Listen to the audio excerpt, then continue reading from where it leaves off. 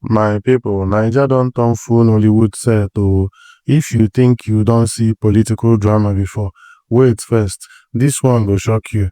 Senator Natasha Akpoti-Uduaghan and Senate President Godswill Akpabio don enter serious gbas. And now, Oshiomhole don drop one submission wey don shake everywhere. For those wey never follow the matter, make I gist una. Senator Natasha Akpoti-Uduaghan from Kogi Central don come out talk say Senator Akpabio dey sexually harass am, so she no keep quiet at all, but Akpabio no gree. E say na because dem reshuffle committee leadership na im make she dey vex. Meanwhile, as all dis drama dey unfold, Senate come waka another lane. Dem suspend Natasha for 6 months, but dem tok say e no get anything to do with her allegations. Confusion everywhere. So now, Oshiomhole, the man don open mouth talk im own for Senate, and e be like say e dey try shift blame or divert at ten tion. E tok say some pipo dey use dis matter play politics, but Naija pipo no gree. Everywhere don scatter because dis talk wey e drop fit change many things inside APC and even affect Senate wahala. And guess what?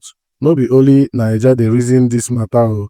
Dis drama don go international. Foreign media don carry am, and over 300 women group under Womenifesto don vex. Dem don demand serious apology from Akpabio over wetin dem call sexist remarks against Natasha. Wahala be like basco. Before we enter the main clip, abeg smash that like button, subscribe and turn on notification so you no go miss any fresh gist. No dull yourself o. Now make we watch the real video wey cause all this commotion. After you don watch, drop your own hot take for comment section below. I thought, because you have encouraged yourself, regardless of what my dad said, that you have no friend, I think you have friends. It would be dangerous for you to lead yourself to the conclusion that you don't have friends. How can you preside over affairs of enemies or people you don't trust? That trust line between the leadership and the followership must be serviced. But it can be brought under test in moments like this. My advice is that the quality of a leader is tested when you are under severe provocation, how you manage it, which is why I appreciate the way you have even admitted to more complaints as if nothing had gone wrong. Sometimes in leadership we face those temptations. I thought I should share with my very good friend and sister and also our in-law my experience on the floor of the Senate. I went on Channel television, in my opinion, to defend the Senate. When we were being accused of spending money here and there, I said, no, I bought my own furniture, etc. A distinguished senator said I had breached his privileges. On that occasion, some people spoke in my favor, but there were few who insisted that what I said was in bad taste.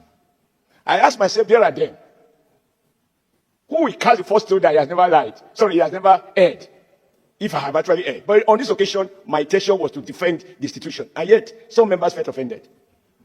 I have been a governor for 8 years. I was re-elected. I didn't do a receipt. I chairman the governing party for 2 years. I was removed. I didn't go to court. So once I noticed that there were some senators who felt that my comment was embarrassing to them, for me, it is a mark of strength to admit that not being my intention, that I apologize to those who felt offended by my comment, even as my intention was very noble and clear as far as I was concerned. I think that to apologize is not to belittle yourself. And even the Holy Bible says, and this is where I want to appeal to those who have taken very strong stand, that any sin we commit, once we admit to the fact of our failing, of committing, of breaching any of the 10 commandments of God, that if we apologize to God and confess that we will not do so again, we can still see the kingdom of God. I think it is based on this logic that the committee created a window. And I also know that on a previous occasion, that sort of window, even though not stated, was exploited for a former chief whip. So I don't want to go into the merits because there's nothing new to be said. I just want to appeal to distinguished Senator Mrs. Uduaghan that everyone that has spoken cannot possibly be coward or foolish. Truth of the matter is, the rules are binding. They are enforceable. They are potent. I wasn't in the Senate that day. I was in Benin. When I saw the fireworks on television, I thought it was something else, but I don't know because initially I didn't know what the issues were. When I was told it's about change of seat, sir, my seat has been changed. The only thing that the committee couldn't do is to change my person and my values. And thank God, as President Tinubu has said repeatedly, no matter how short a man is, he can see the sky. So my seat was changed, but my views have not changed about anything that I want to speak on. I think that is the beauty of democracy. This is meant to appeal to Senator Natasha, who you had caused as revealed by the leader of the House, that you even address her as princess of the Senate.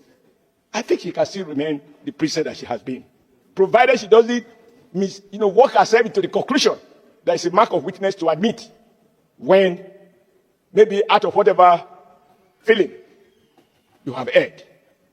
And it bears repeating that the offense is not against the presiding officer. It's breach of the rules under which affairs of this Senate are conducted. I'm not going to go to whether somebody has been favored or not favored. In life, what you do think is a favor, somebody else will see it as a favor. So I want to appeal to you, Mr. President.